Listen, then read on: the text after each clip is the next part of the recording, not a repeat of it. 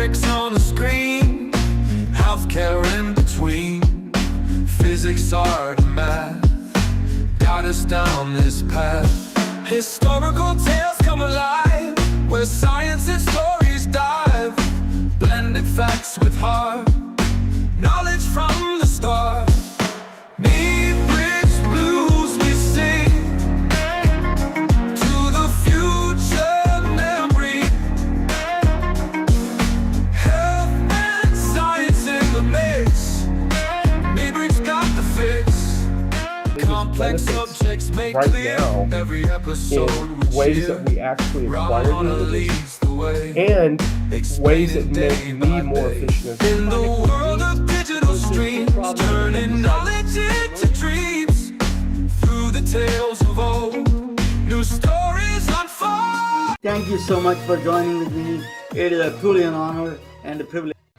MedBix Webcast is a new kind of healthcare media channel to break the silo mentality and foster interdisciplinary thinking. Our mission is to fill that gap and to create a curiosity through different lenses, tapping the passion that guided the historical figures in medicine and bringing present-day groundbreaking research to the front lines. We interview physicians and leaders in the industry about present-day healthcare challenges on our live programming.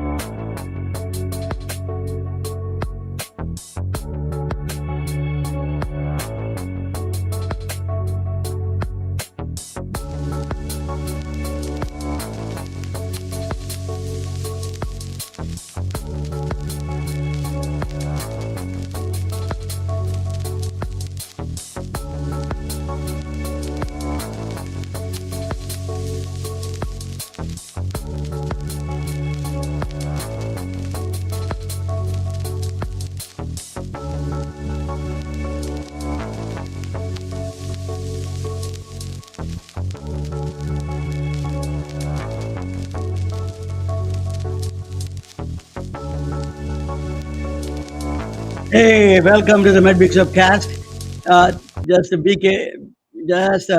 Hold on 1 minute, sir. Ladies and gentlemen, welcome to the MedBix Webcast. I don't know what happened to my graphics intro video. I can't find it. It's something strange happening here. So, technical stress. We need really doctors for that. Actually, special doctors for technical stress. Welcome to the MedBix Webcast. I have a very interesting guest today, joining from London, England. Okay, a fantastic guest. She is a storyteller through games and science and a regular storyteller. I was studying physics.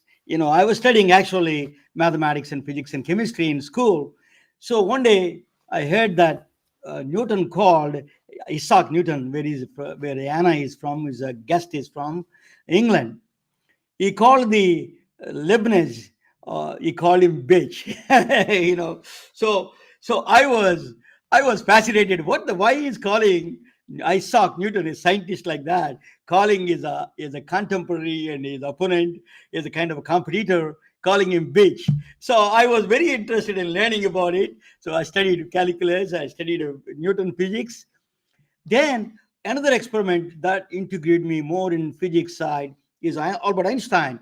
Albert Einstein imagined that if I am sitting on the photon particle, what would be the life of the world looks like? It should stationary because other light should standing wave.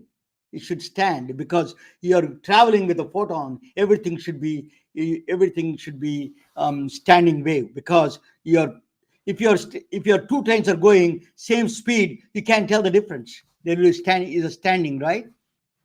Parallel, two trains going. Same thing. The photon is sitting there, and then light should be the same. But what he found out is interesting. It is not. Maxwell equations and the physics tells you the light cannot stay static. It has to be dynamic. So then he changed the whole thing, and then relativity theory came in, and then constant speed is always the speed of light, irrespective of the frame you're in. whether you go 100 miles, 200 miles, billion miles per hour, the speed of light is going to be still there for them. Doesn't matter. So that's what he found out. So, but anyway, thank you for joining. The Anna Blewden is a very interesting woman. I met her, maybe party time someplace. you know, I tell you, she has a bachelor's in biochemistry. She has a very interesting combination. She was she's a middleweight champion. Can kick my ass. So I don't want to mess with her. And then she is actually amazing woman, entrepreneur, and she's let me introduce you. She's trying to do virtual reality, and then she wants to create a gaming through the virtual reality. She tells the storytelling through the VR and then AR, augmented reality, virtual reality. Let me bring Anna Blewden to the table. Let me introduce you. Anna, welcome to the MedBix webcast, Anna. Hi, thank you very much. Yeah, it's great to be here. Can you give very interesting. I met you by chance. We had a good drink. But let me ask you a question. Give me your background a little bit. I cover a little bit here and there. But if you give me your journey up to why you're so much passionate about starting this company called DNA with the games with the DNA. Yeah, sure. I mean, yeah, thanks for the intros. Definitely hyped me up. But yeah, you got all the key points there. So I, as you said, I've got a background in science. I did my bachelor's degree at the University of Bath. It was in natural sciences, but I majored in biochemistry because I guess that was the side of science that interested me the most. The sort of science I could see the process happening. As opposed to something like physics, which I always struggled to kind of get the abstract concepts there. So that's where you and I differ, I think. But yeah, so I got my degree, and I actually had a brief time in the pharmaceutical industry where I did some marketing, and that kind of took the science knowledge I had and applied it a bit more practically. But I, as you mentioned, kind of dabbled in a few other things. I worked for the government for a couple of years doing investigation, and ended up studying for a master's degree in VR and AR programming, just because I thought it was interesting. I wanted a bit more of a challenge. I didn't know that there is a master's degree in AR VR programming. I think there's a lot of interest. Maybe people should know. Where did you study that one? So that was at Goldsmiths, University of London. Okay. It was a very new degree, but I think it will only continue to become more popular. It's a very interesting. Yeah, and it kind of took the analytical approach that I had sort of used throughout my education and sort of turned it towards tech, because I thought, I want to pursue a career in tech now. I think there's so much interesting stuff that can be done, whether it's games or like augmented reality, like wearables, or just kind of anything that VR and AR can change in our world. So I ended up in games, but I still do a lot of VR stuff as well, and set up this studio, Games with DNA, to kind of take my own ideas and turn them into something real. Games it's a kind of a storytelling, right? Game is like choices, and the player has a choices, and then diversifying the choices, and like a tree kind of structure. So these choices, how do you imagine those choices in your brain? What comes to you, and that the choices to think about? Yeah, well, I love storytelling. I think everything has a story. I think even kind of user experience design on an app tells a story, depending on what you're doing and where you're trying to go. So I like to see everything kind of planning out. And so yeah, when in terms of this game that I'm working on, it's a narrative game, so it's very story heavy. It's very based on the player's choices and what they want to do and where they want to go. And I mean, it does help to kind of map these things out visually and draw an actual diagram showing the different branches of helping you Tell us, visualize. can you give me a synopsis of that game, the game you're building? Of course, yeah. So the game's called Love and Fool's Gold. It's it's a bit of a genre blending game. It's Wild West, so it's a Western theme. It's also narrative. It's got a bit of romance. It's got a bit of mystery in it. So you play as someone who's arriving in this town in the Wild West, and there's something suspicious going on in this town, and you meet some characters, and you have to choose which characters you trust and you want to help explore this mystery.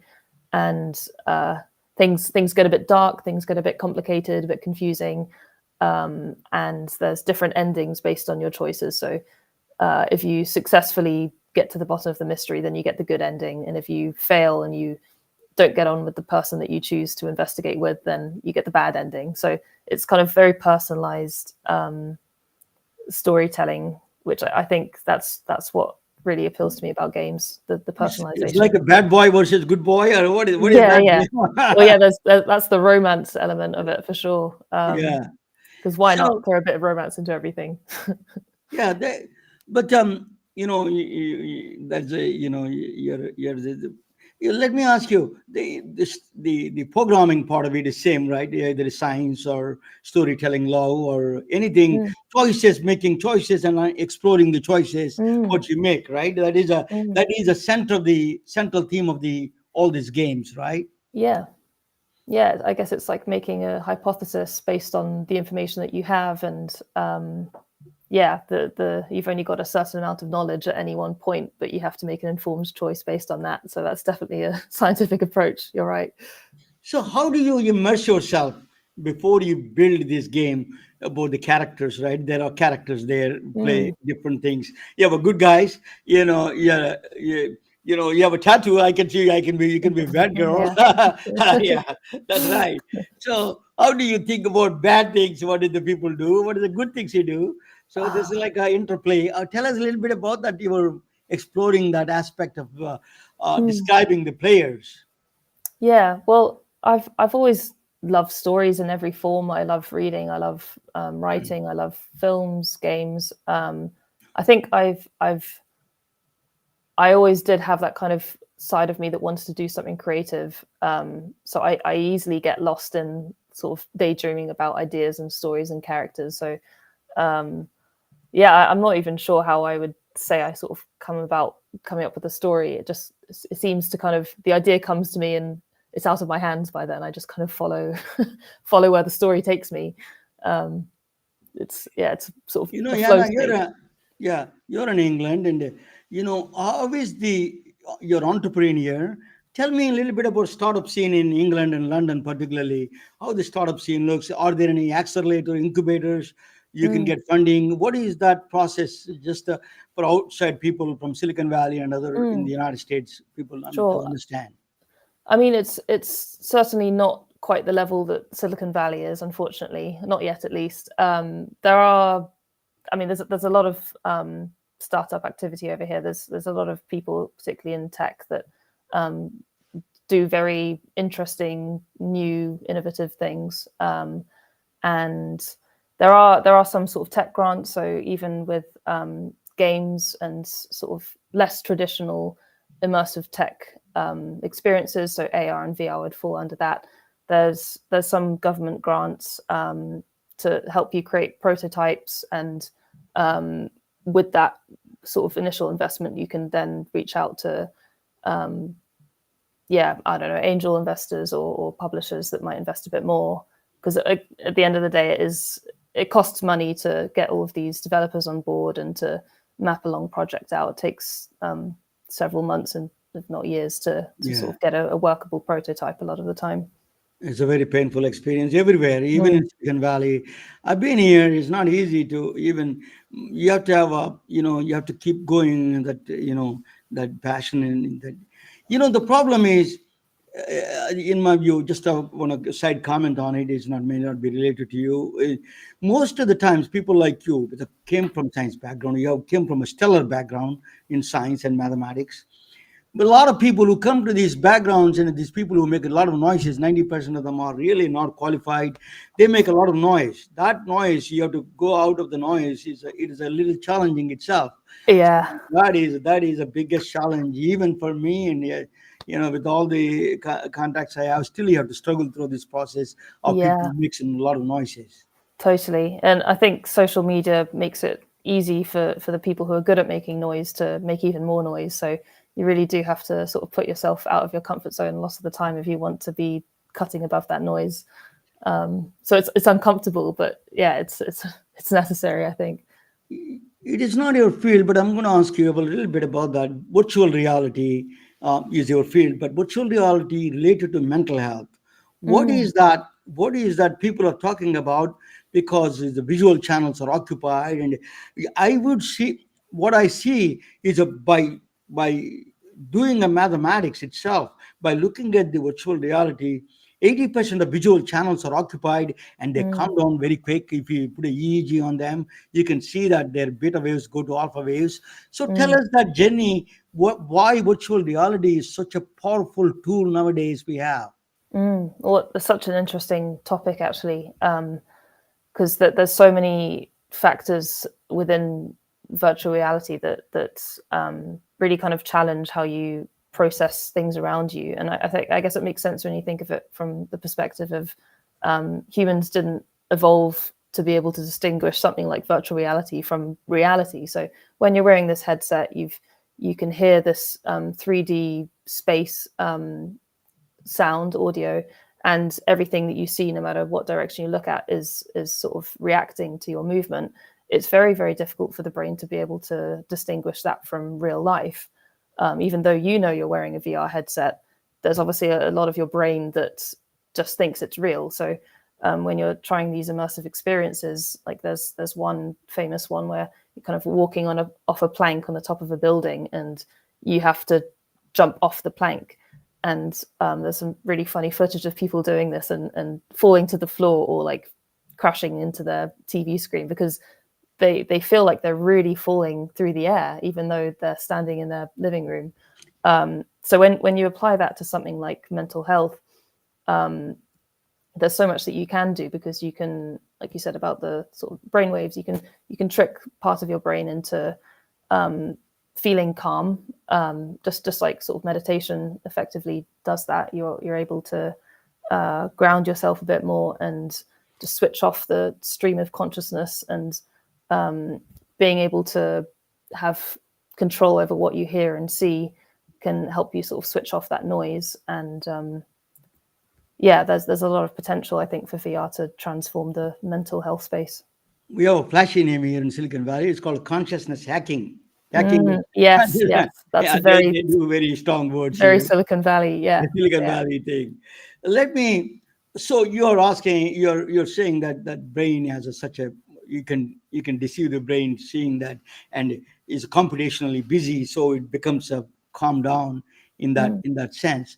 So let me, what is the difference between a VR and virtual reality and augmented reality? What is exactly the differences between them? So with augmented reality, it's the real world, but information or user interface is augmented on top of that. So you're still present in the real world, but you have additional information that's being kind of overlaid.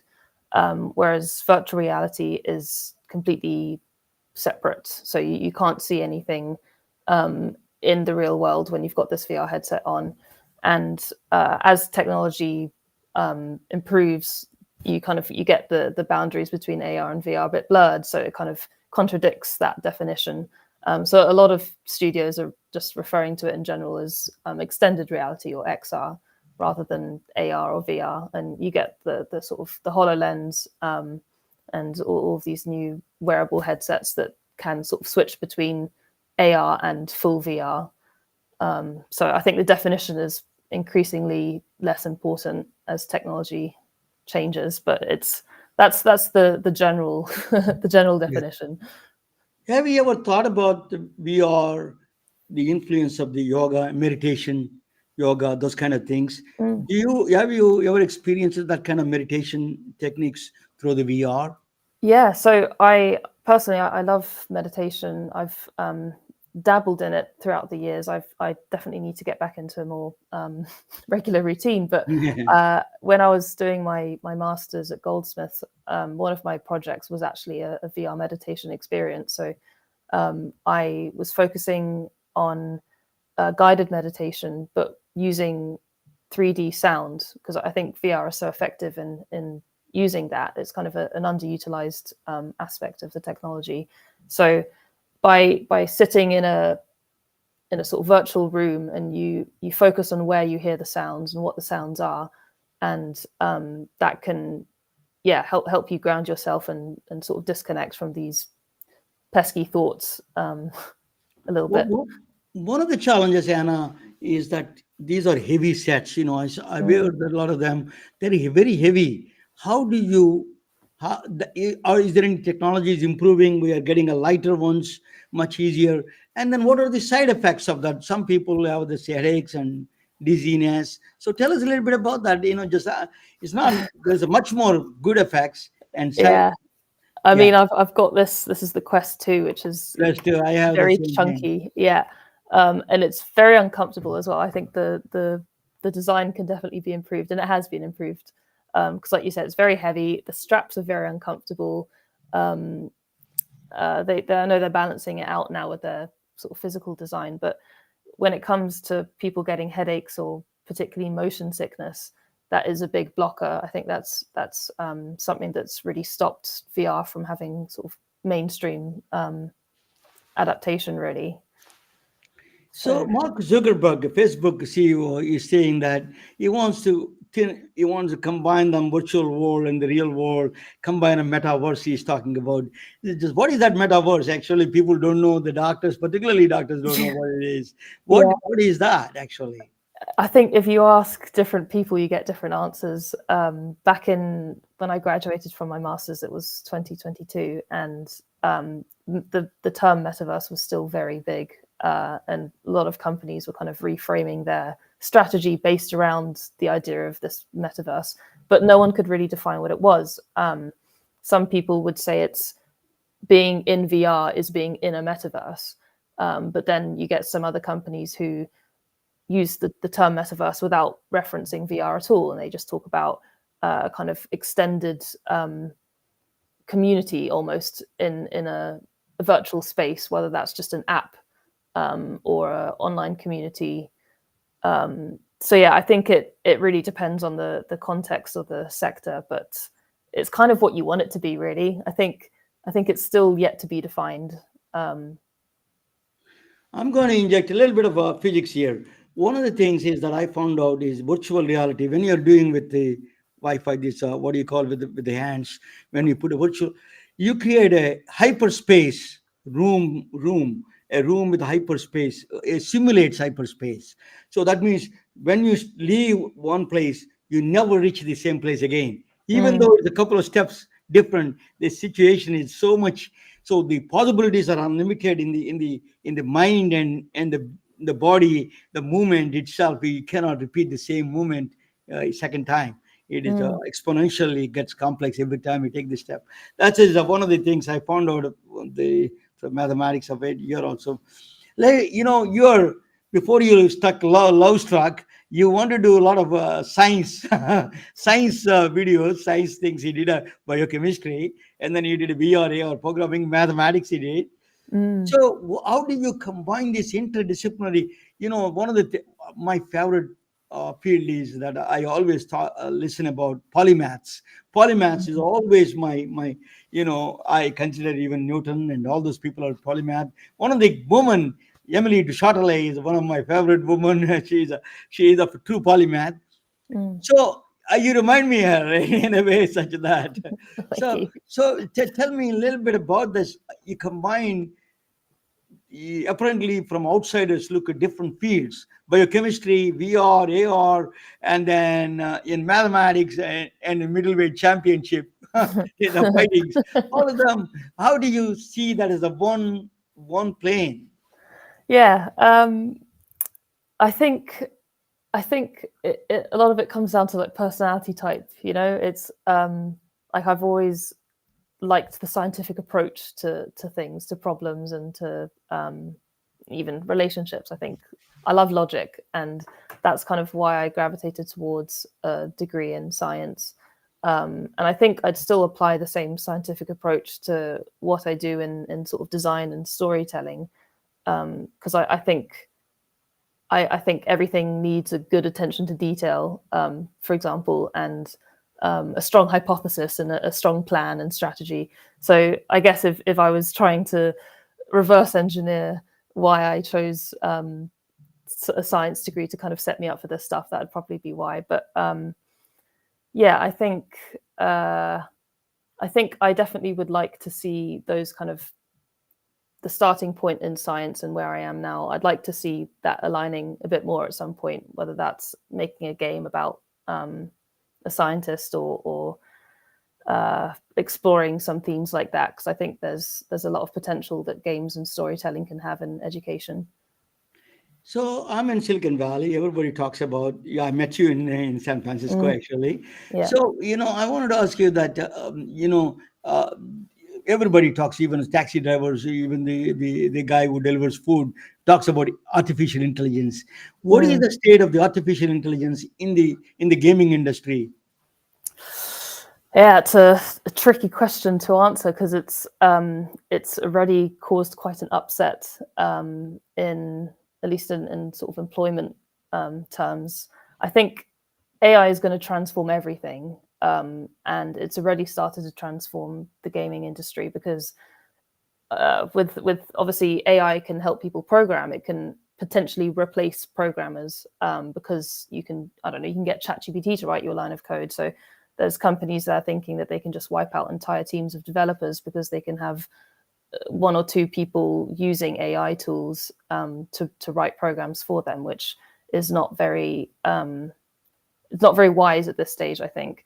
But then on the other side of that, you've got the creative potential of AI with generative AI making art and images and photos and music, and kind of already seeing a replacement of people in those lines of work, unfortunately, which I think is a shame because as amazing as these tools are and as helpful as they are, and I use a lot of AI tools myself for just productivity and there's tons of great tools out there, but when it comes to human creativity, that's kind of where the soul comes in. When you watch a good film, it's not AI that comes up with a story like that. It's a real human that's lived things and thought about it and reflected on it in their own personal way. And I think as closely as AI can try to replicate that, there'd always be missing that soul. I can promise you, no one can replace Yana. Yeah, Yana, I'm going to talk about a little bit. When there is a three dots there on your side, if you can see the left side, you can put your website or anything that you want to do right next to your name. There is a three dots there, and if you can put your name, or I can do that for you if you give me your name. Before that, I'm going to present a topic on you, and that is a topic on a British woman, very interesting woman. I'm going to talk about that, and then you can comment on it. So it is when I met you, you said something interesting for me. Do you know Rosalind Parkland? You asked me that. That is a very interesting story. So I'm going to bring you on the side. We'll see in the side there. Okay. You can watch and you can jump in anytime. You know more about England than me. So I tell you, this is the story of an extraordinary woman born in the long time ago. But let me give you a little bit of background about her. That's Anna Blewden. She's joining from London, England. Sheila LeBlanc. She's from Redland, California. What she was holding a picture. That's photo of somebody. Is a person from the Second World War. That's from England, Second World War.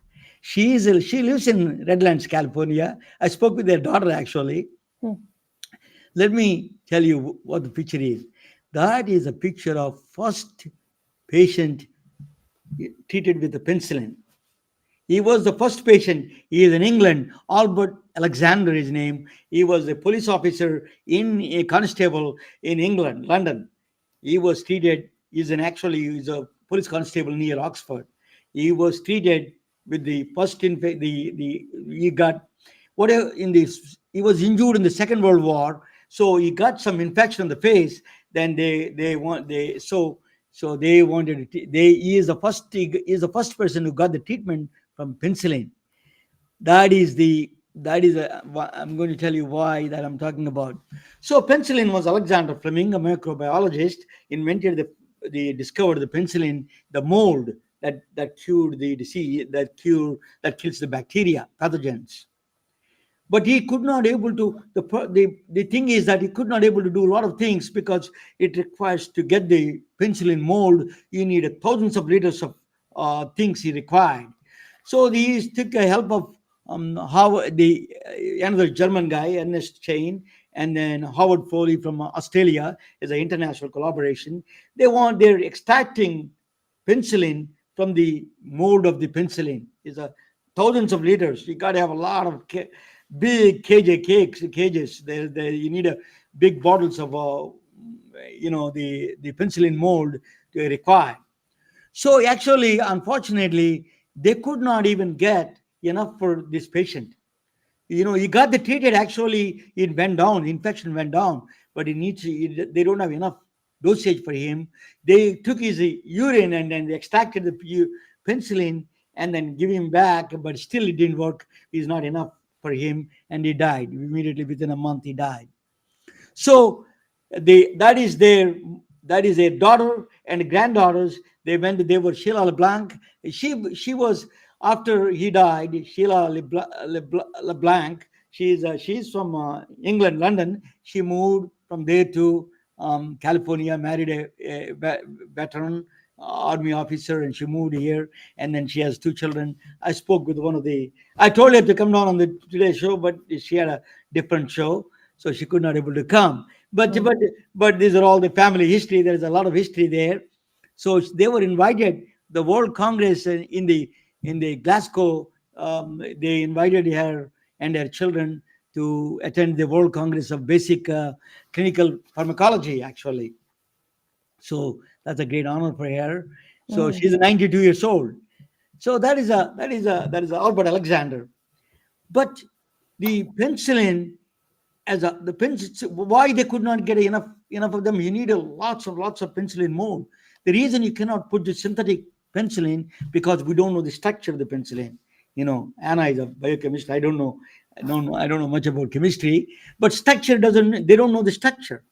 So, and also they have some negative reactions there, allergic reactions. Some people can die with the penicillin. My father was a doctor, and he used to give me penicillin. He used to watch for me that any negative reactions there. There is a GI problem, gastrointestinal problems are there with this penicillin. There are some side effects. Sometimes they can be serious, fatal. So what it means, we don't know the structure. We cannot produce no structure, no synthetic drugs. We cannot mass produce the drug. So we do not know. For that, there is an extraordinary woman was born. For that, her name is Dorothy Mary Crawford. She was born in England, London. Sorry, I made a mistake. She was born in Egypt, Cairo. She was a British diplomat's daughter. So she was a father is an archaeologist, mother is a botanist, very educated family. So they moved. She was they're working in Egypt, Cairo, Egypt, and she was born in Cairo, Egypt. So Dorothy Mary Crawford was born in Cairo, Egypt. So that story is very relevant here. I'm going to tell you. So she is international. She is a global wanderer already. Dorothy was formative years. She spent time in. She was born in Cairo, Egypt, and then she went to school in England. I don't know what the Sir John Lemon School is. Maybe Anna knows. No, I don't know. Yeah, so that's a grammar school. That's what I heard. And then she went back and spent a lot of time in Sudan. She was traveling quite a bit in Africa. She has a lot of Africa connections there. So she eventually she got a PhD in chemistry. She was always growing up with her mother. She was interested in the church mosaics, crystals. She was studying a lot of crystals with the church. I didn't know that is a big thing about huge debates and talk about the crystals in the churches. I didn't know that. I'm not a Christian, but so I don't. So during the same time, her mother gave her a book. It's called X-ray crystallography, a book written by two father and a son. They are written by Bragg's brothers, James Braggs and his son. They discovered they invented the X-ray crystallography. X-rays, you see in the medical office, you see X-ray. It is actually you see it cannot penetrate to the bones, soft tissue. It goes through and it creates the shadow in the behind, right? It is a direct X-ray. So but the X-rays are not direct. That's what the main X-ray goes through the body and then goes there. But there is a lot of scattering happens. In the medical office, we ignore the scattering. But here, what they did was they collected the scattering to figure out the structure of the elements. So first time they released the structure of the salt, the atomic structure, where the atoms are. NaCl is where the chlorine atom, where the sodium atom. All of them are. They gave a complete picture through X-ray crystallography. In 1940s, X-ray crystallography is the biggest the state-of-the-art thing. So X-ray Dorothy came up with a brilliant idea. What she thought was, she makes this penicillin into crystal and see the structure of the penicillin. That's what she did. What she did was, Yana can tell probably, they put alcohol, osmosis, through the osmosis, they make the penicillin into crystal. I don't know the whole complete process. Can't say I've done X-ray crystallography myself, but that sounds about right. Yeah. Yeah. They make a crystal, and penicillin crystals are there right on the right side. You see. So she did the crystals first. So she wants to find out what is the combination of the atomic structure of the. So eventually, with a lot of hard work, it's not easy, my friends. It is a lot with the hard work. She found out. She first came out the penicillin structure. Amazing. That is one of the best thing in the world that she came up with. That changed the world itself. So a woman, what happened was, there is a ring, let's call it, lactum ring is there. That ring is very, they didn't know that at the time. She confirmed that there is a ring up there. That ring is a weak ring in the penicillin, because even though it's a weak ring, one of the things is that weakness really helps us, because that penicillin weak ring, what it does is it one of the characteristics of the weak ring, the weak point of the penicillin, destroys the wall cells, bacterial pathogen cells, cell walls. So bacteria cannot form. They're suicidal. Bacteria they become suicidal before they're forming a wall around them. So that's what penicillin does. They understood the mechanism. They understood the structure. She gave world a huge, beautiful blessing. What that blessing did that? You see, millions of children it saved. Amoxicillin was born because of that.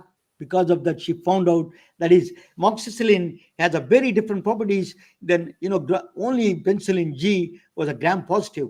It's a broad spectrum antibiotic. Amoxicillin is a gram positive. They can change the chain, the ring around it, the chain a little bit, modified the chain. They made it a gram positive and negative, which is a broad spectrum antibiotic. Penicillin G in the stomach, a lot of acids eat that out in the stomach acids, so the absorption is low. But in the absorption is very high in the amoxicillin in the blood. So high frequency dosing, you need a lot of times. You got to take that medicine 3 times a day, 4 times a day, that kind of things. In the amoxicillin, you need less doses. High GI problems are reduced, the gastrointestinal problems are reduced. So side effects are gone. Amoxicillin was born. Millions of kids were loved that pink liquid they eat, they drink. It is because of the Dorothy. Dorothy. She got married, and then she got the last name Hodgkin. She married I think a preacher. But Dorothy, there's actually London released a postal stamp on her, Dorothy Hodgkin, in 1945, exploring the right hand side that is placed in the British Science Museum. It was displayed in the British Science Museum on the right side one. And that is in Oxford actually. History of Science Museum. You should visit that, Anna. I believe I have been once. Yeah. So Dorothy is on roll. She is a scientific mind she has. She invented the vitamin B12 structure. After that, vitamin B12 is a very important vitamin because red blood cells, in mood regulations and bone health, all of them are depending on the B12. My father used to give me B12 complex when I get sick. All the times my father used to give me B12 complex injection. I remember it's very painful though. So actually, it's millions of people she saved with the indirectly. She gave you can synthetically produce the B12. So came up with a B12 structure. The first one to give her. She didn't stop there. She did structure of the steroids. The cholesterol deposits in the steroids, they can do that cholesterol iodide. She gave the structure of the steroids. That's very important, right? That's why you got injections. If you have a whooping cough or something, you can get the steroids, those things. Then she did a monumental achievement. She did the insulin structure. It's called protein. It's an insulin hormone. She gave the structure. People don't know this. She is the one who gave the insulin structure. Actually, insulin, find out through X-ray crystallography, give the insulin structure so you can produce a lot synthetically diabetic drugs. So she deserves all the Nobel. Everyone deserves a Nobel Prize. But she got the Nobel Prize for B12 structure in 1964. She was awarded Nobel Prize in vitamin B12 for vitamin B12. The first British woman I understand to Yeah. win a science Nobel Prize. Nobel Prize, really? Yeah. Okay, yeah. So I think she deserves all the 4 Nobel Prizes. Yeah, what she did was. So she's an amazing woman. So Rosalind Franklin is a very fan of Anna is a fan of Rosalind Franklin. She did the X-ray. She was younger than Hodgkin, Dorothy Hodgkin. So she went there after producing this double helix in the DNA. She went to actually Dorothy to validate her experiment. So Dorothy guided her, the Rosalind Franklin. So they are kind of one of the extraordinary women of science from England and the world itself. Yeah. So that Dorothy was a professor for the Margaret Thatcher. And Margaret Thatcher is a scientist. I didn't know that she studied science. Chemistry professor for Margaret Thatcher. Margaret Thatcher was studying under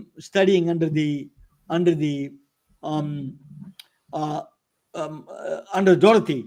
Even though they're politically, ideologically, they're different. Dorothy, she said that at the death time, Dorothy Hodgkin was a towering figure in the British science. Margaret Thatcher, Prime Minister, gave her. She actually was hanging her painting in her office, even though they're 2 different parties. In fact, he was criticizing Margaret Thatcher, but extraordinary woman of science.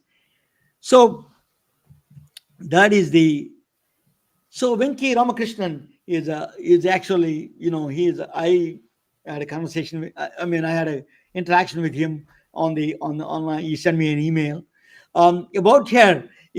She was talking about her. In fact, I invited him for my podcast one time. Yeah. So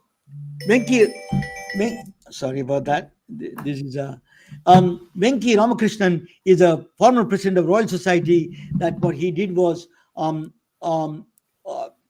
just let me.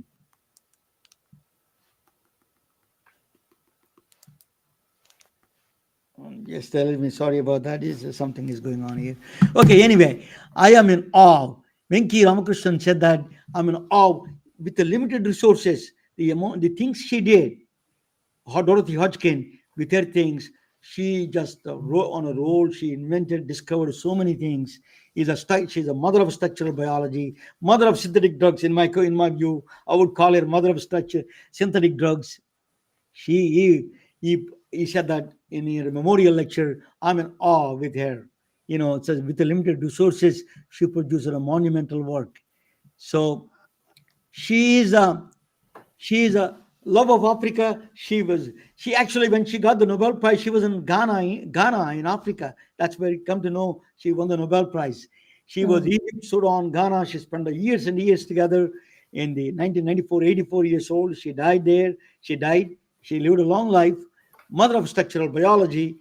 But what she saved is millions of lives.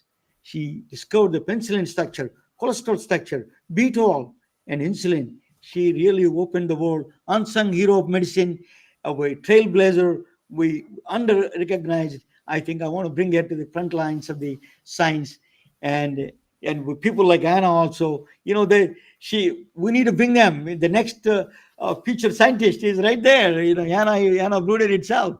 So thank you for watching. Let me bring her to the. Okay, Anna, welcome. What do you think? Yeah, I mean, I think I've spent too long outside of academia to possibly consider a return, but thank you anyway.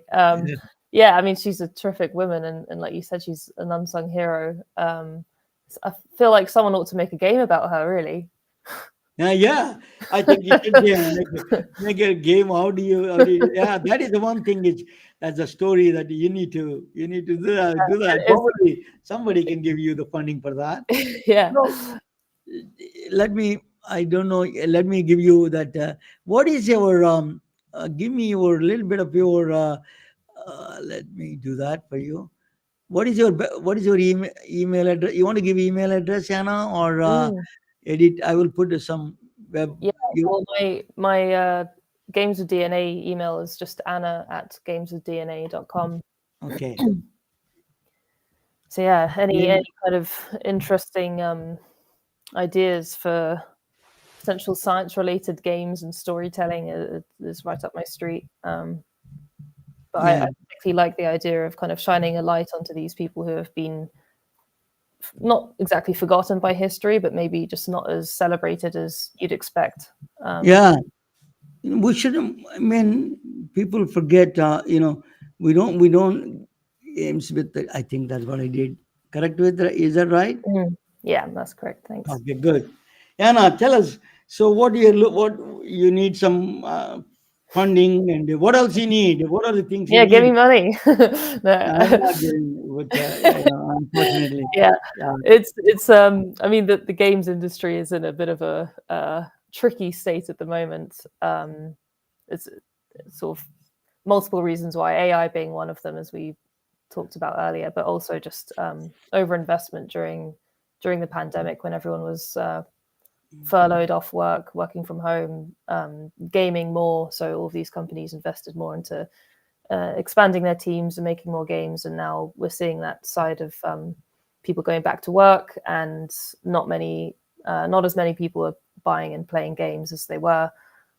So yeah, I mean, when you make a game, you can always do it you can self-publish. You don't necessarily need upfront investment or funding to make a game, but for the development costs and also the marketing, the publishing side of it, often there is a big investment required to make that happen.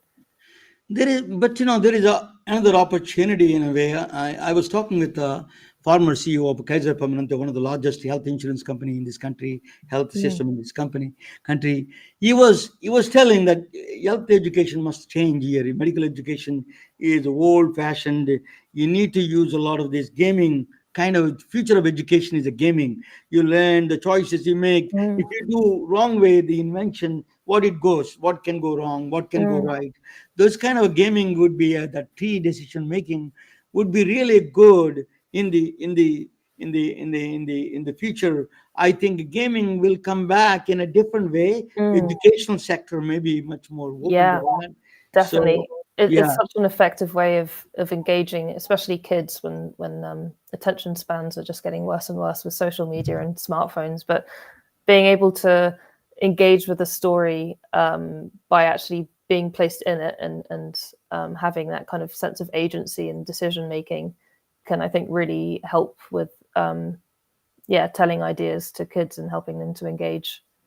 So yeah, this romantic story you're building, how do you? What are the people target audience for you? Who are the target audience? Yeah, well, Any young because girls, young boys that yeah, I mean, it's because it's more than just a romance game. It's got the sort of action adventure stuff, also the mystery in the Wild West. It does appeal to a very broad audience, but like you say, you've got to narrow it down. So I think that the sort of the primary audience is a female demographic because they tend to be the ones who play these games about romance and it's very sort of story driven games. But then there's also there's three romanceable options of the characters. So there's two men and one woman.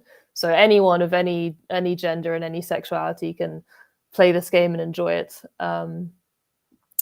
So yeah, wouldn't let the demographic be the yeah. decider if you don't fit into that.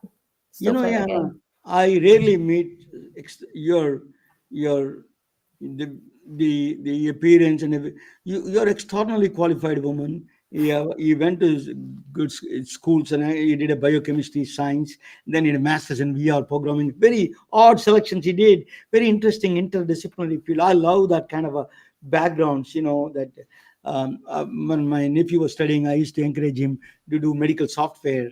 So it's like a new things that is really. Where do you think? I want to ask you, where do you think the AR and VR, the future of the VR and AR? Mm. Um, I mean, I'm particularly interested in the future of AR. I think there's something quite dystopian about the idea of spending the rest of our lives in a headset without seeing the real world around us. So I like to think that AR is the future of engaging a bit more with your environment rather than just replacing it. But I think there's so many things that both forms can be used for, like training. Speaking of like medical training, obviously surgery is something that really benefits from a VR approach because you can learn and you can practice in VR without needing to use a real body for experimenting. So there's certainly tons of applications, but who knows where it's going to go next. I think it's a matter of There is a seeing all these smart people in Silicon Valley and where they want to take it.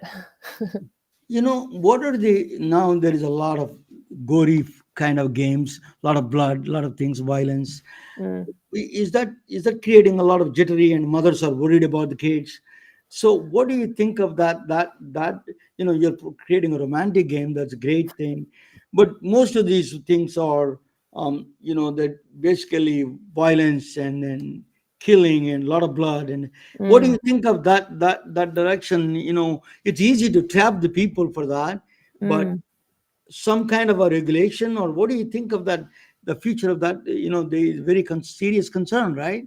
Yeah, I mean, depends how you look at it. I mean, my game will also have a lot of killing and blood and violence in it. Doesn't mean just because it's romance doesn't mean there's none of that. But I think that's an age-old discussion, right? Even when it comes to like Tarantino films and people saying does he glorify violence and does it make kids grow up to think that violence is okay?